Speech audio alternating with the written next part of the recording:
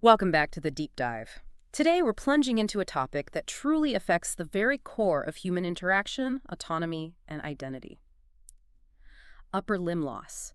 The profound impact extends far beyond physical limitations, reaching deep into an individual's psychological well-being, their body image, and perhaps one of the most persistent challenges for patients and clinicians alike, phantom limb pain.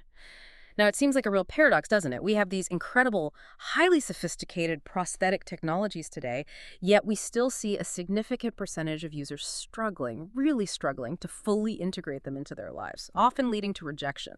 It is indeed a frustrating paradox for us in the field. Yes. The fundamental issue, often overlooked perhaps in the pursuit of more complex mechanics, is the inconsistent and highly variable nature of sensory feedback perception. Right. Imagine for a moment being a patient needing to constantly manually adjust your prosthetic simply because your body's physiology changes from day to day. Something as subtle as your weight fluctuating, perhaps new hair growth on the stump, or even perspiration, can alter how you perceive that crucial feedback. This relentless need for tuning is a major barrier A real barrier to acceptance. to acceptance and achieving true embodiment of the device.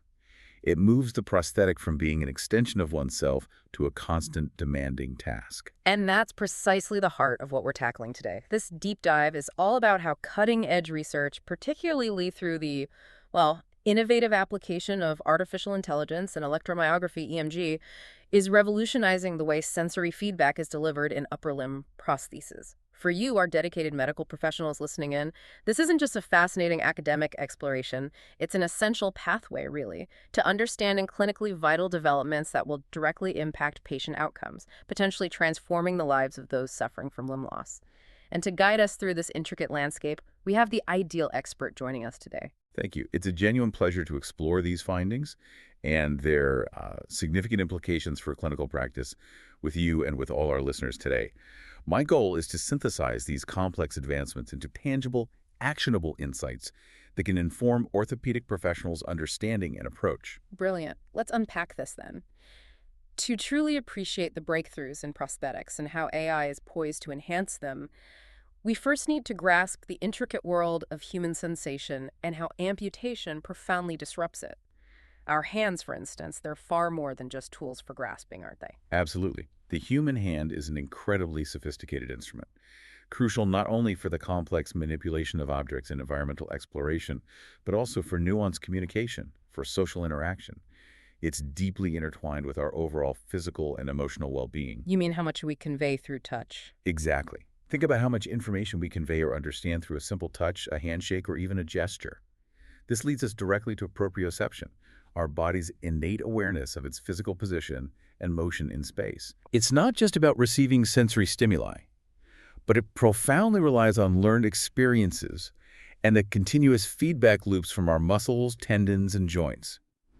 Without this intricate sense, our connection to the world around us and our ability to interact purposefully is fundamentally altered.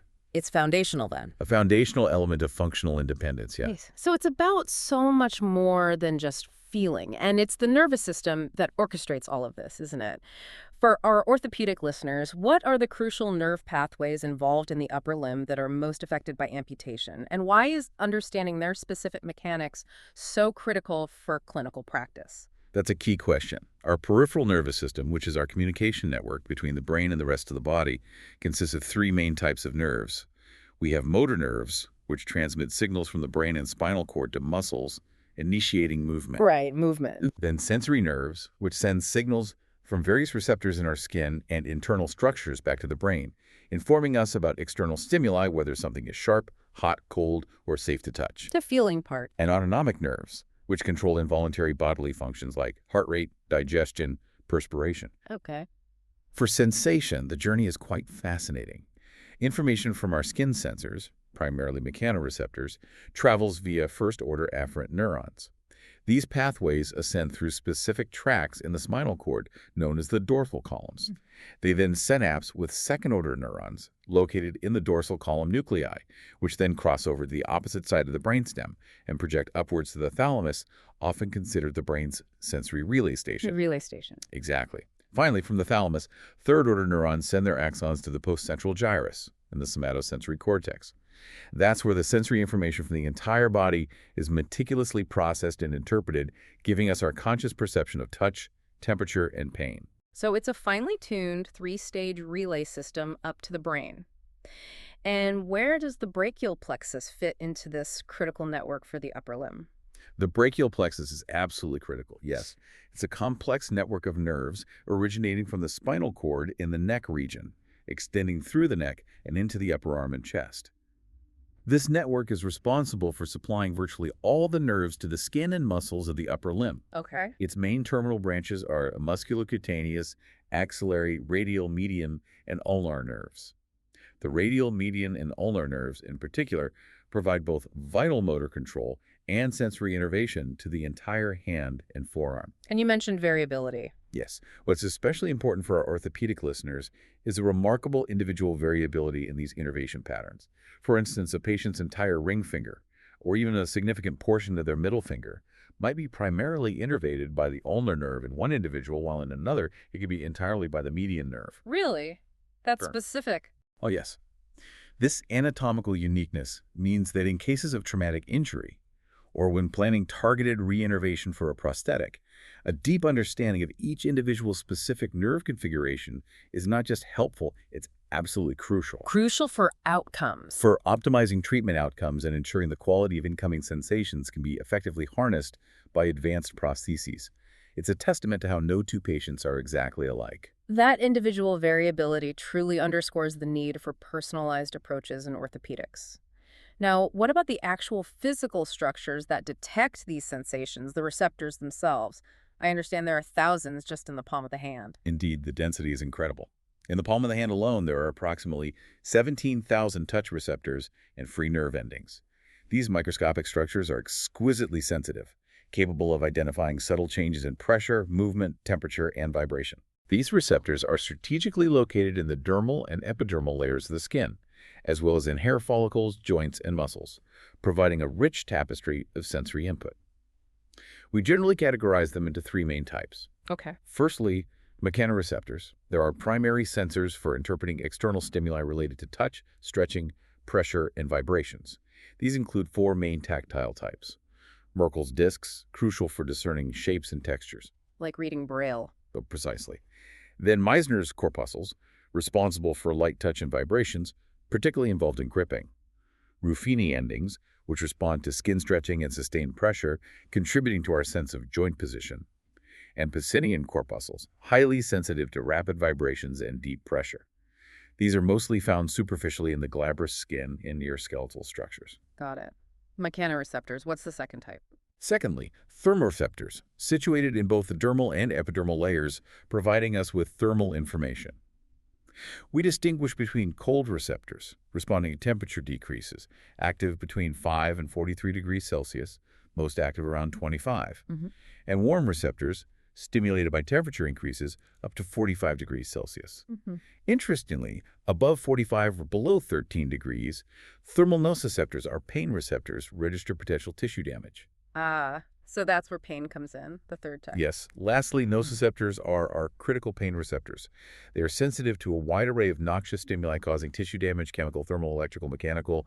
They mediate our pain response and are found throughout the epidermal layer, a vital early warning system. And it's worth noting, beyond the skin, there are also mechanoreceptors specific to muscles, known as spindle receptors, providing crucial feedback about muscle length and force, feeding into that proprioceptive sense we discussed earlier. So, our bodies are indeed incredibly finely tuned biomachines. But what happens when that machine is profoundly disrupted, as in upper limb amputation? What's the true scale of that impact, beyond just the obvious physical loss, particularly from an orthopedic perspective? The impact is severe and far-reaching, often more devastating in terms of daily function than lower limb loss, despite being less common. To put some numbers on it, in 2017 alone, approximately 19.6% of traumatic amputations were unilateral upper limb and 19.1% were bilateral. And increasing. And disturbingly, the overall number of amputations is actually increasing due to various factors, including trauma and disease. While lower limb amputations are statistically more prevalent, upper limb loss often has a disproportionately higher and more profound impact on a patient's quality of daily living and functional independence. That makes sense given how much we use our hands. Precisely. The hand's intricate and constant role in interacting with the world, performing tasks, communicating, it's fundamental. So it's not just the physical loss and functional limitation, is it? There's a significant psychological and emotional toll that we, as clinicians, must never overlook. Absolutely. Patients frequently grapple with profound psychological issues.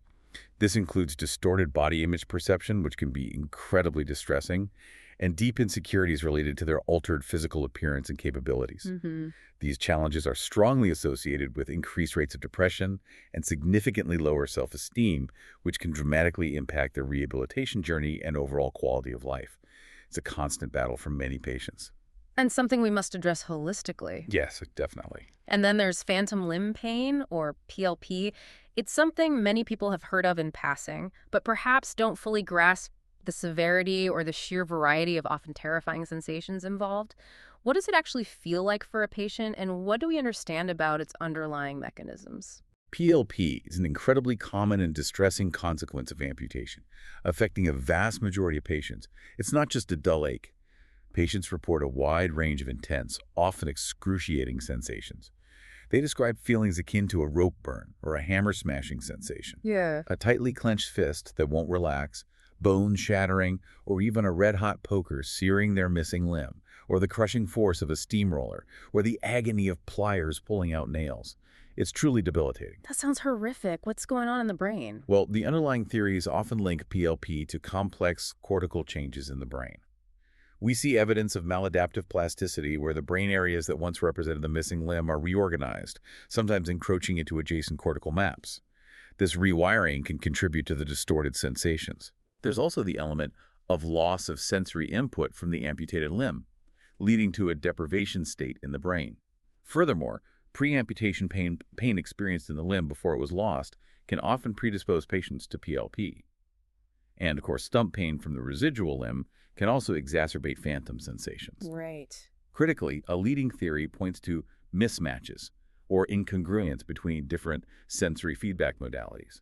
For example, a mismatch between what the patient sees or doesn't see and what they feel or expect to feel. A sensory conflict. Precisely. Another significant factor is the incongruence between intended motor movements, the brain's command to move the missing limb, and the actual proprioceptive feedback received, which is, of course, absent. This sensor-motor mismatch is increasingly seen as a key area of focus for both understanding and effectively treating PLP. That deepens our understanding of the patient experience significantly. So how are these often debilitating phantom pains currently treated, particularly those leveraging the sensor-motor mismatch theories? Given the theories of sensor-motor mismatch, our treatment strategies often aim to either restore, substitute, or perhaps trick the brain into perceiving lost sensor-motor feedback. One of the most famous and effective non-invasive techniques is mirror visual feedback, or MVF. The Ramachandran technique. Exactly, coined by V.S. Ramachandran in 1992.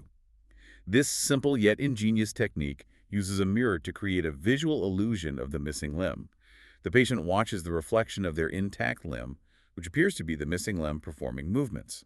So it tricks the brain? Yes, this visual input tricks the brain, prompting cortical activation in the brain regions associated with that limb. Clinically, it can effectively reduce PLP, especially for motor-based pains like cramping or a locked-in sensation. Fascinating. And how do prostheses fit in as a follow-up? Well, as a natural progression from these insights, modern prostheses are increasingly utilized as a direct follow-up treatment. The overarching goal here is for the user to embody the prosthetic device, to feel it as a natural extension of their own body, rather than just a tool. To make it part of them. Yes. This embodiment is profoundly improved by adding sensory feedback modalities to the prosthesis, such as enabling the user to feel texture, temperature, or even a sense of proprioception from the prosthetic limb. When this sensory information is successfully integrated, it not only improves control of the device, but crucially, can also significantly reduce the incidence and intensity of phantom limb pain, often by addressing that core sensor-motor mismatch. It's about making the prosthetic feel like their limb again. Exactly. That's a powerful transition from understanding the problem to the current therapeutic solutions. Now, let's pivot to the evolution of prosthetic technology itself and those persistent challenges that still plague its widespread adoption despite all the advancements. Could you give us a brief overview of the main types of upper limb prostheses our orthopedic colleagues encounter? Certainly. Prostheses can broadly be classified into two categories: passive prostheses and active prostheses. Passive prostheses are primarily used for cosmetic appearances. They offer limited or no active functionality, perhaps just a static hand or a tool end effector. Mainly for looks, then. Largely, yes. Often relying on externally applied mechanisms or simply the patient's own manipulation for any function. In contrast, active prostheses are designed for much more complex dynamic movements. They possess internal actuators, essentially motors that allow for grasping, rotation, and other sophisticated actions, making them highly functional. And among active prostheses, myoelectric devices have really transformed the field, haven't they, allowing for much more intuitive control? Absolutely. The concept of myoelectric prostheses was revolutionary. It originated in 1948 with Reinhold Reiter, who pioneered the use of surface electromyography, or SEMG, to detect electrical activity from muscle contractions for controlling motorized prosthetic parts. Back in the 40s. Yes, a truly groundbreaking idea, though it wasn't until 1960 that it saw widespread commercial and clinical adoption. The principle is elegantly simple, yet powerful.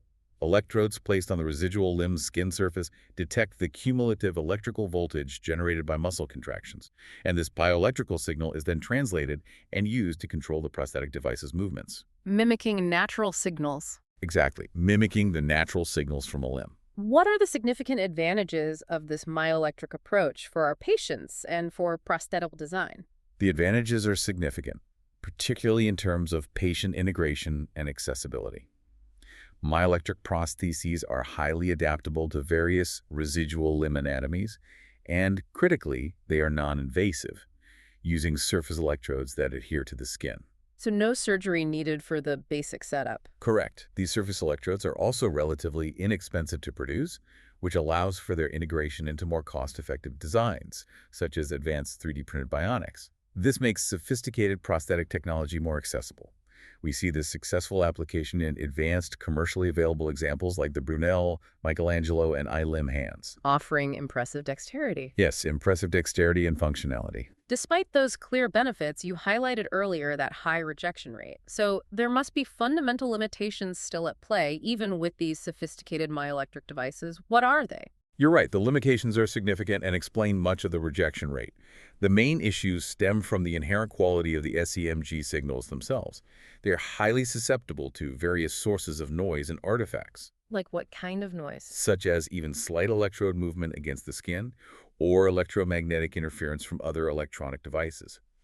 These factors can severely degrade signal quality, leading to unreliable or imprecise control. Frustrating for the user. Extremely. While adding more SEMG channels might seem like a solution to provide richer signals for control, this comes with increased computational cost and, paradoxically, often leads to greater control complexity for the user. It's a challenging trade-off. Signal richness versus usability. Precisely. Furthermore, while non-invasive SEMG is preferred, there are more invasive methods like implantable myoelectric sensors, or IIMs. Implanted sensors. Yes, which can indeed improve signal quality and long-term stability by being directly integrated into the muscle tissue. However, these require surgical implantation, carrying inherent risks such as infection, nerve damage, and a limited lifespan for the implanted device. Making them less common. Make them a less universally adopted solution for now, yes. So even with all these advancements in control, it seems there are still fundamental missing elements in the sensory feedback loop, particularly in its consistency, that contribute to those high rejection rates. That is indeed the crux of the problem and why this area of research is so vital. Despite continuous technological progress in the mechanical and control aspects of prostheses, many individuals find their devices difficult to control intuitively or to truly interpret. This directly leads to the significant rejection rates. A top priority in the field, therefore, is not just incorporating any sensory feedback, but developing truly intuitive and critically consistent sensory feedback that mimics the natural human experience. Vibrational feedback is a common approach in this realm, isn't it? What are its benefits? And more importantly, what's the fundamental issue that limits its widespread success, leading to that patient dissatisfaction? Vibrational feedback is indeed one of the most common non-invasive mechanisms employed. It's favored because the actuators are relatively cheap, small, and require low power, making them easy to integrate. Clinically, it has been shown to be effective in improving control, enhancing embodiment, and even reducing neuropathic pain. By conveying texture, pressure. Exactly, by conveying information related to texture, pressure, proprioception, and movement. However, despite these clear benefits, the core problem is that many users ultimately cease to consistently utilize this feedback, eventually leading to rejection. Why is that? This is largely due to how daily physiological variations in a user's body factors like changes in weight, hair growth, perspiration, subtly yet significantly alter their perception of the feedback. Ah, the consistency issue again. Yes. This necessitates constant manual fine-tuning of parameters like vibration gain or placement just to retain the correct perception. This continuous adjustment is a real mental burden. And potentially annoying. Yes. Moreover, prolonged or continuous use can become annoying and distracting, particularly due to the inherent delayed feedback response, or rise time, from the vibration motors. This delay further reduces the natural sense of embodiment and can lead to sensory fatigue. So it's the inherent variability of the human body that makes a fixed, pre-calibrated feedback system ineffective over time.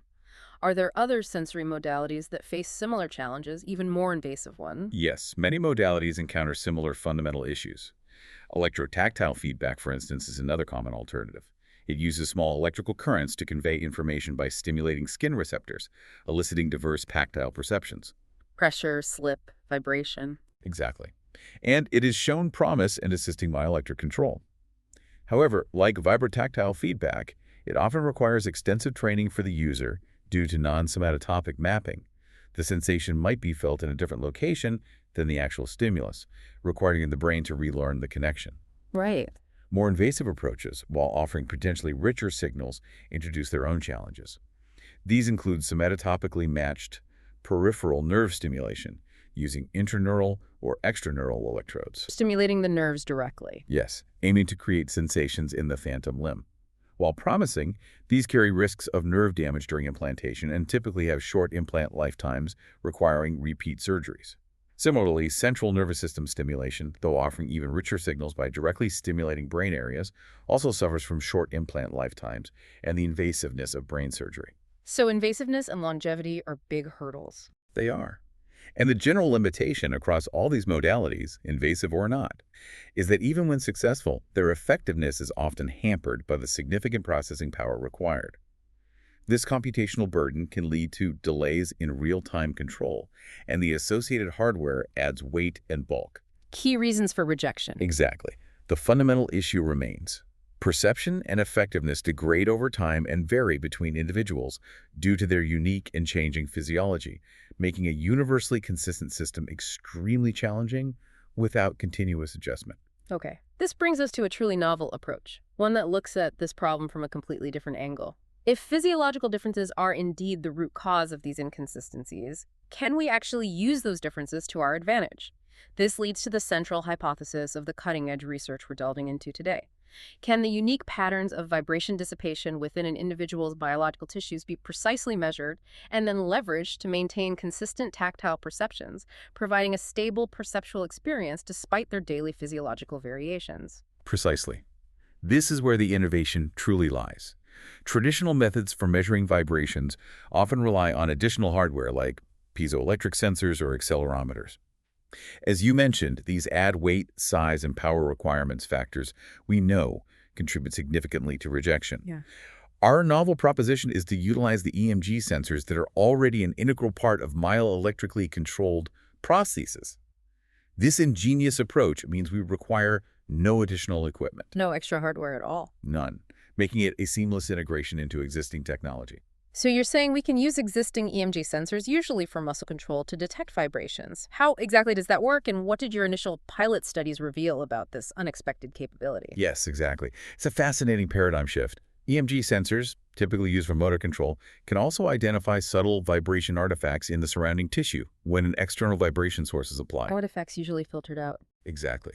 They're often considered noise by researchers seeking cleaner signals and are usually filtered out.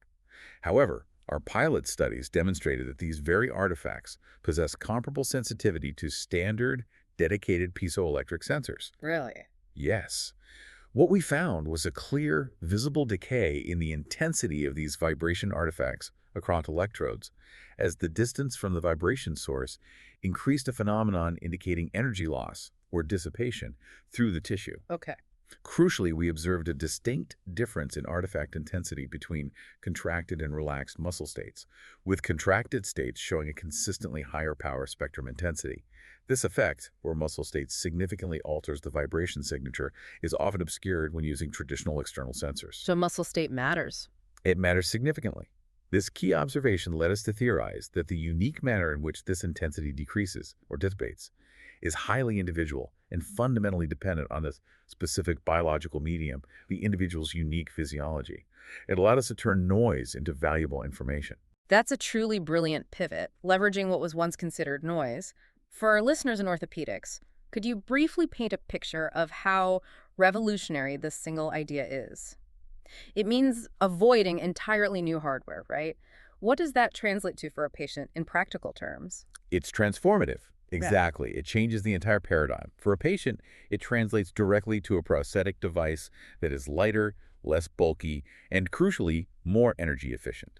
We're not adding new components that draw more power or add weight. Mm. Instead, we're extracting richer, more nuanced information from hardware that's already there. This significantly impacts the cost, making advanced sensory feedback more accessible. But perhaps most importantly, by addressing those core issues of weight and bulk. Main drivers of rejection. Precisely, we're making the device more comfortable, more user-friendly, and ultimately far more likely to be accepted and integrated into a patient's daily life. It's about getting more out of what's already embedded. Turning data nuisance into clinical gold. That directly tackles the main reasons for rejection, yes. That's a huge practical advantage.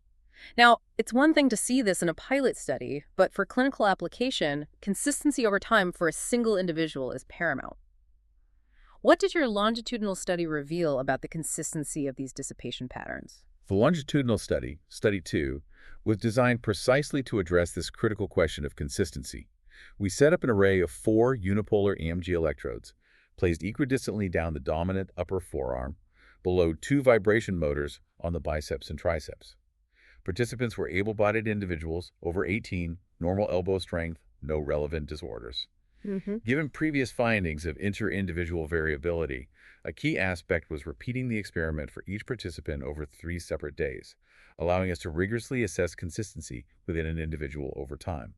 We processed the raw EMG data in the frequency domain using advanced signal analysis techniques. Like Welch's method, FFT. Exactly. Methods like Welch's power spectral density estimation, empirical mode decomposition, and fast Fourier transform to precisely identify and quantify the vibration artifact peaks within the EMG signals. And the results. Did that consistency hold up over multiple days, which is so crucial for real-world application? It did, remarkably so. For each participant, the dissipation trends remained exceptionally consistent over the course of those multiple days. This consistency was particularly evident in contracted muscle conditions, which is clinically relevant given the active nature of prosthetic use. Right.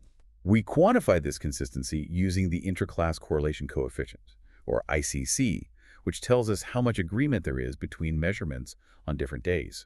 Our ICC values were high, indicating strong reliability. That's still different between people. Yes, reinforcing our earlier findings, while trends were highly consistent for a given individual, they did still differ subtly but significantly between different participants. This inter-individual variability is critical. It underscores the necessity for personalized calibration, but also confirms that once calibrated, the system can remain stable for that individual. We also observed that the coefficient of variation showed greater variability further from the vibration source, indicating how the signal attenuates. This sounds incredibly promising for the wider field of sensory feedback in prosthetics. What's the direct, tangible impact of this method for prosthesis design and patient experience? The profound benefit is truly a game changer. It offers a novel way to measure and understand vibrations without needing any additional hardware. This directly tackles 2 major factors leading to rejection: added weight and bulk. So lighter, less clumsy devices. Exactly. We're extracting more meaningful information from the EMG sensors already there. Furthermore, these findings demonstrate that EMG signals can indicate physiological variations while still providing a consistent measure of dissipation over several days.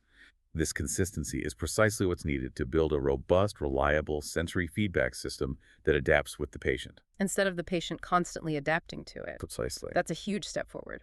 You mentioned using a static frequency in earlier studies. Did you then investigate how different frequencies and amplitudes of vibration affect these dissipation trends, as this would be vital for discerning a wider range of textures? Yes, absolutely. That was the focus of Study 3. Our previous work used 25 Hz. In this study, we aim to determine how changing vibration parameters, specifically two additional static frequencies at different amplitudes, 6B 23 Hz and 9 approximately 50 Hz, affected these unique dissipation trends. Okay. We included 4 participants, similar setup to Study 2, but with a known weight to ensure consistent muscle contraction, repeated over 2 days for reproducibility. And what did you find regarding how different frequencies and amplitudes influence these unique vibration fingerprints in the tissue? We observed some very distinct differences. When different static frequencies were applied, we could see distinct differences in the dissipation trends, particularly when the muscles were relaxed. This suggests the body's response is frequency-dependent, crucial for encoding diverse tactile info. But less distinct when contracted. Interestingly, yes.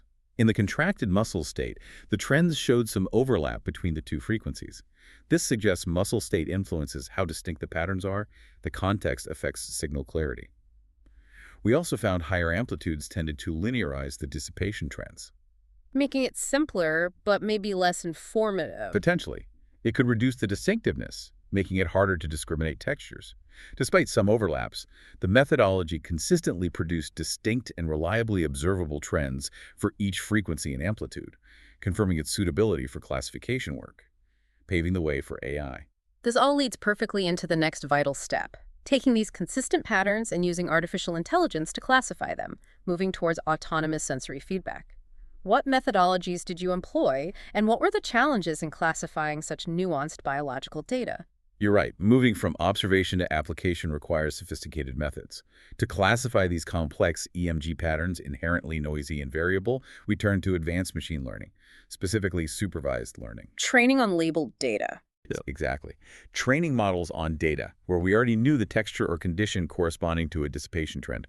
This allows the model to learn the underlying relationships. Which AI architectures proved most effective for deciphering this language of vibration from EMG? We explored several cutting-edge neural network architectures.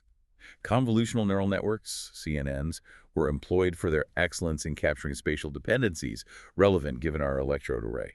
For processing the time-varying sequential nature of EMG, we used recurrent neural networks, RNNs, and particularly long short-term memory, LSTM networks. These are highly effective for learning long-term dependencies. Research suggests a hybrid CNN-RNN or CNN-LSTM architecture offers robust results by combining strengths. Can you detail the algorithm's structure? Certainly. Raw EMG recordings were segmented. These segments were transformed into the frequency time domain via short-time Fourier transform, STFT, essentially breaking down complex signals into component frequencies over time. Like notes in music. A good analogy. These extracted features were fed into an LSTM or RNN layer to learn temporal dynamics. Outputs were concatenated, passed through fully connected layers, and finally classified to one of 10 possible texture categories using a softmax activation layer. Giving probabilities for each texture. Precise. Those are impressive classification accuracies ranging up to 100% in some cases. What does this level of accuracy mean for actually distinguishing between different textures and, critically, between different muscle states using this EMG-based vibration signature? It's a significant breakthrough. Yep. It means these algorithms could, with very high accuracy, distinguish between different vibration amplitudes and, critically, between different muscle states contracted versus relaxed, based purely on the spatial changes of vibration artifacts across the forearm electrodes. Wow. The classification accuracy, ranging between 74% and 100% across participants and conditions, truly demonstrates the power and specificity of this approach. It tells us these unique vibration fingerprints contain enough information for machine learning to accurately identify distinct tactile sensations. But trained individually. Yes, it's important to reiterate that because of the inherent individual uniqueness of dissipation trends, the model was trained separately for each participant. This personalized approach is essential to account for physiological variability, ensuring the system is finely tuned. This brings us to Study 5, correlating these precise measurements directly to human perception. The challenge, as you mentioned, is that perception shifts daily, making consistent feedback difficult without manual adjustment. How did you design this study to link objective measurement to subjective perception? This was crucial, linking objective measures to subjective experience. In Study 5, participants first manually adjusted vibration parameters until their perception matched 3 different sandpaper textures, repeated over 3 days to capture daily variations. We then analyzed the resulting dissipation data. Okay. The key innovation followed, the tuning against dissipation phase.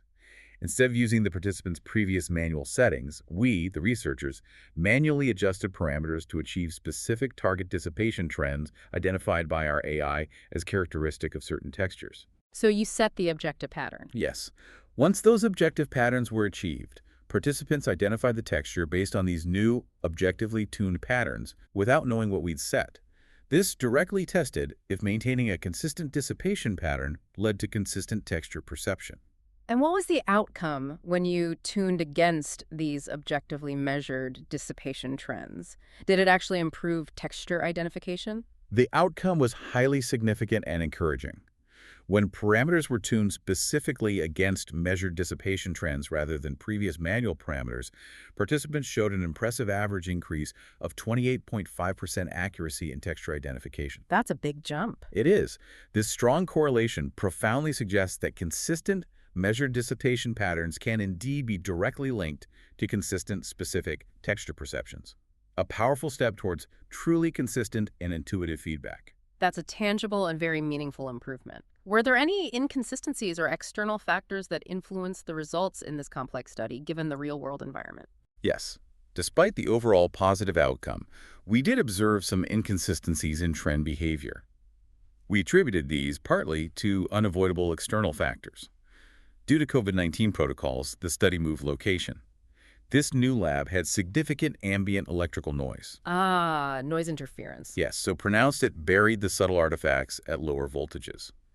To overcome this, we had to apply a higher input voltage.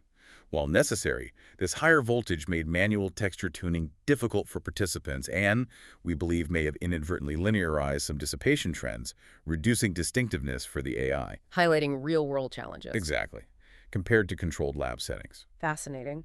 So the ultimate vision is a system that autonomously adapts sensory feedback in real time, accounting for those daily physiological shifts without manual adjustment. This leads us to Study 6 and the ambitious application of reinforcement learning. Can you explain the core concept of reinforcement learning, or RL, and how you envision applying it here? The ultimate goal, as you say, is true autonomy, a system learning and adapting its parameters in real time for consistent perception. Reinforcement learning, RL, is uniquely suited for this. In RL, an intelligent agent learns to take actions within an environment to maximize a cumulative reward. Learning by trial and error. Essentially, yes, through a balance of exploration, trying new actions, and exploitation using known successful actions, like learning to ride a bike, fall, negative reward, adjust exploration, find the optimal way, positive reward. Okay.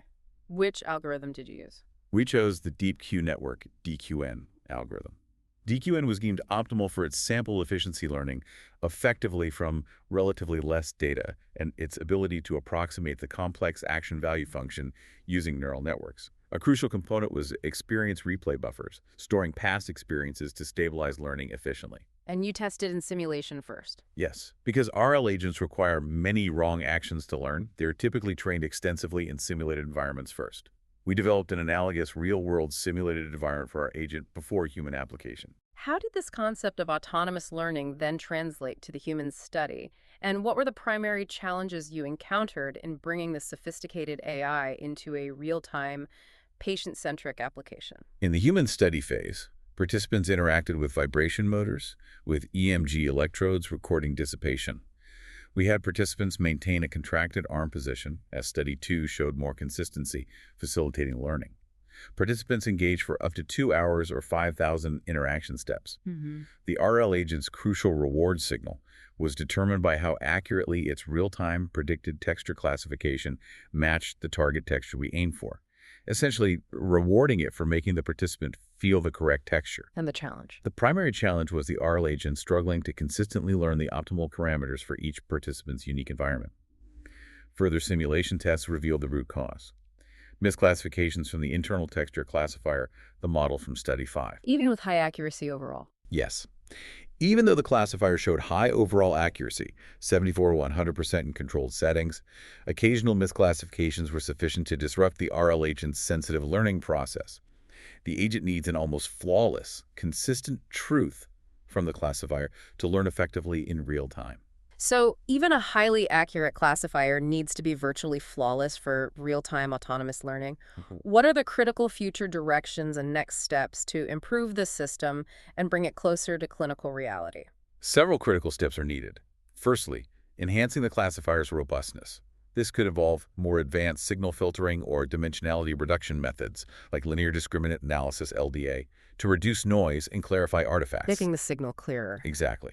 Secondly, insights from Study 5 suggest experiments with higher input voltages might produce more distinctive dissipation patterns, potentially allowing the classifier to differentiate textures more consistently despite variability. Yeah. And finally, gathering more diverse participant data, particularly capturing a wider range of muscle states beyond just contracted, is essential. This broader dataset would enable training of a more generalized, robust classifier for real-world use. It's an iterative process. Constantly refining the AI to meet human complexity. Precisely. This research is truly at the cutting edge of prosthetics, addressing one of the most frustrating challenges. Let's zoom out a bit. How do these specific advancements fit into the broader landscape of digitalization within orthopedics? It seems this field is evolving incredibly rapidly. It is, without doubt, one of the most exciting and rapidly evolving landscapes in medicine.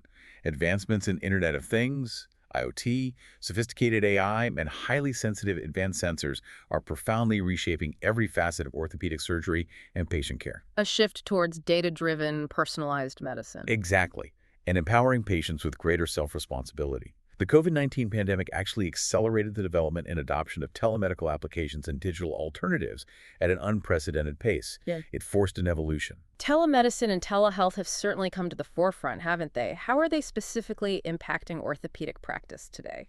They're becoming ubiquitous. Just to clarify, telemedicine is the delivery of medical services via telecommunication. Telehealth is broader, including other health services. In orthopedics, online video consultations, OVCs, are now widely used for remote assessment of chronic conditions, post-surgical follow-up. Wound checks, ROM assessment. Yes, exactly, and private discussions. Studies show comparable patient satisfaction and PROMs to in-person visits, plus economic advantages like reduced travel, especially for rural patients. What about the digital exam itself? For digital orthopedic examinations, direct palpation is limited, but inspection and ROM testing via video show high accordance with physical exams. Clear instructions and visuals are crucial. Furthermore, electronic referral and consultation systems are revolutionizing clinic efficiency. Improving quality and speed. Yes, improving quality, completeness, legibility, leading to shorter processing times, enhancing communication between clinicians, increasing patient safety and satisfaction. Successful examples like the Villa Mobile app and Ontario's model demonstrate the benefits. And beyond consultations, sensors and smart devices are bringing continuous, objective data into play, transforming monitoring outside the clinic. Precisely. Sensors bridge the physical and digital worlds, detecting changes like pressure, temperature, motion. Wearable devices, smartwatches, trackers, sensors are widely used for objective, continuous monitoring. For biomechanics, injury risk. Yes, biomechanical assessments, identifying injury risk, providing feedback on movement patterns, even detecting falls in vulnerable populations. Invaluable data for clinicians. And then there are smart implants themselves. That sounds quite futuristic. It is, but rapidly becoming reality. Self-monitoring analysis and reporting technology, smart orthopedic devices, and implants have embedded sensors measuring movement, force, posture directly within the body. Smart implants, SIs, hold immense potential. For instance, systems like the AO fracture monitor can wirelessly assess fracture healing, transmitting parameters to a smartphone for remote assessment. Reducing clinic visits and x-rays. Exactly. SIs can also detect issues like aseptic loosening and joint arthroplasty by sensing mechanoacoustic waves, subtle vibrations indicating implant movement. They can provide real-time data on intraoperative biomechanics in TKA, monitor spinal fusion using strain sensors. And even detect bacteria. Critically, yes. Microelectromechanical systems, MEMS-based sensors attached to implants, can detect bacteria before biofilm formation, offering an early warning for infection. While many aren't yet commercially available, the potential is enormous. Robotic-assisted surgery is another major area transforming orthopedics. What are its key advantages and what limitations remain? Robotic-assisted surgery, often coupled with AI visualization, is a major paradigm shift. It disengages the surgeon physically, moving them to a console with a magnified 3D view. Master controllers translate movements to robotic arms, reducing tremor. Enabling high precision. Yes, Advantages include minimal surgical access, leading to smaller incisions, potentially less pain, faster recovery. For the surgeon, increased precision, ability to avoid critical structures, improved alignment accuracy, reduced workload, less radiation exposure, and potential for road surgery. But limitations exist. Crucially, yes. One major obstacle in some systems is the lack of haptic feedback. The surgeon doesn't feel the tissue interaction directly. Integrating robotics also presents practical challenges, potentially slower initial surgical efficiency, need for specialized training, and ongoing investment. And finally, AI itself is playing an increasingly direct role beyond assisting robotics or processing images. What are the broader applications? AI is rapidly expanding, performing tasks needing human intelligence, visual perception, pattern recognition, complex decision-making. In medical imaging and diagnostics, ML algorithms are powerful. They can detect implant loosening on radiographs more accurately than experienced surgeons. Really? Better than humans? In some specific tasks, yes. They identify implant types, detect spinal pathologies with good specificity. AI also revolutionizes 3D reconstruction from CT/MRI for patient-specific implants and cutting guides, aiding planning, reducing complications. What about logistics and workflows? For logistic processes, AI optimizes preclinical aspects in emergencies, faster resource allocation, decision aids for hospital choice, automated communication, predicting injury patterns, need for interventions, even mortality risk better than some established scores. In the outpatient sector, telemedical platforms use AI for patient triage, distinguishing chronic from urgent cases. AI chatbots assist triage, alleviating personnel shortages. And finally, hybrid operating rooms. Combining ORs with real-time imaging. Exactly. Combining traditional ORs with intraoperative CT or MRI allows simultaneous diagnostic and therapeutic procedures, enhancing accuracy in complex surgeries like spine and pelvis, detecting errors early, reducing revision rates, though managing staff radiation exposure is critical. Here's where it gets really interesting and complex. With such powerful technology integrated into care, there are profound ethical and medico-legal implications. Who exactly is accountable when AI or a robot is involved in a medical error? That's precisely the core challenge, and is profoundly undefined currently. Liability responsibilities aren't clearly delineated between players, physician, manufacturer, institution, AI developers, especially when AI is involved in decisions or autonomous actions. Making it hard for patients to prove harm. Immensely difficult. When technology acts as an intermediary, a black box, between human action and outcome, proving harm or negligence is complex. This also risks unfair blame distribution among workers and institutions, potentially eroding trust. There was that contentious EU proposal for electronic personality for robots. Can you explain that and the arguments around it? Indeed, the 2017 EU Parliament proposal suggested legal personality for autonomous robots, electronic persons, enabling them to be held liable and compensate for damage. The idea was to provide a mechanism for accountability. How would liability work then? Several models were floated. A perpetration via another model views the robot as a tool for a human offense.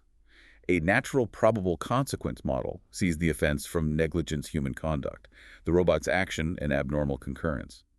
Most complex was the direct liability model, trying to identify the robot's action, commissive or omissive, causal connection, and a form of conscious intention or culpability based on its learning or calculation. Sounds incredibly contentious. What was the strong opposition, particularly from a human-centric healthcare perspective? Opposition was very strong, widespread. Bodies like the European Economic and Social Committee deemed electronic personality an unacceptable moral and biolegal hazard. A primary argument: transferring liability to the robot undermines the preventive function of law. Reducing incentives for safety. Exactly. Less incentive for manufacturers to fix flaws or users to act responsibly. Furthermore, it conflicts with core European legislation, placing humans at the center with fundamental rights: integrity, life, thought. Granting personality to robots implies granting them these rights, leading to contradictions. Like robot freedom of thought. Precisely. And how could a robot be punished meaningfully? The inability of robot punishment to deter future crimes or provide meaningful compensation to a human victim was a major concern. It raises profound philosophical questions. Beyond this debate, how does strict liability and the black box problem complicate matters in AI-integrated healthcare when determining fault? Significant practical challenges. The traditional legal but-for test for causation becomes extremely difficult when AI is an intermediary between action, omission, and harm, especially for omissive conduct, AI failing to act. Proving what would have happened. Much harder. This leads to the black box problem of complex machine learning. Their internal processing is often opaque, even to developers. This opacity prevents understanding why an AI made a decision, hindering analysis of fault or negligence. How can you attribute fault if you don't understand the process? Incredibly difficult. So, with all these advancements blurring lines, what does this mean for the future of our orthopedic practice? How do we ensure these tools serve humanity without undermining core medical principles and the physician-patient relationship? That is the paramount question. It's essential to reaffirm the centrality of the physician-patient relationship. It must remain the physician's exclusive role to guide the diagnostic and therapeutic process, leveraging expertise, experience, and empathy. We must uphold the patient's right to consciously participate in decisions. Guarding against automation distortion. Yes, rigorously guarding against any distortion of automation that could undermine human autonomy or interfere with clinical decision-making, especially given known algorithmic biases. We should view AI systems like sophisticated radiology devices, powerful support tools requiring physician interpretation and integration with clinical information and judgment. So AI as a tool, never replacing human judgment. What about future regulation? There's a strong consensus that current legislation is insufficient. There's an urgent need for specific regulations concerning medical liability for AI and robotics based on rigorous risk assessment.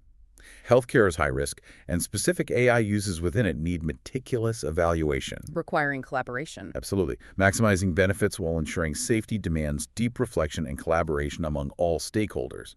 Healthcare professionals, legal experts, policymakers, developers, and importantly, patients. A holistic, ethically informed approach is vital. What an incredibly insightful journey. From human sensation and limb loss through prosthetic evolution to harnessing EMG and AI for revolutionary sensory feedback. We've seen how AI is fundamentally transforming orthopedics, smart implants, optimized logistics, robotic surgery, all underpinned by a deeper understanding of physiology. These advancements aren't abstract. They directly impact your daily practice, offering unprecedented tools for personalized care, but also new complexities and profound responsibilities in this digitalized landscape. The future of orthopedics is undoubtedly a blend of sophisticated biology and cutting-edge technology, a field brimming with immense promise and compelling challenges. Indeed. If you found this deep dive valuable, please consider rating and sharing it to help more professionals discover these crucial insights into the evolving future of orthopedics. And as technology increasingly intertwines with biology and orthopedics, the fundamental question for us as healthcare professionals is not just how to leverage these powerful tools, but how to ensure that the relentless pursuit of technological perfection never overshadows the deeply human, empathetic core of patient care.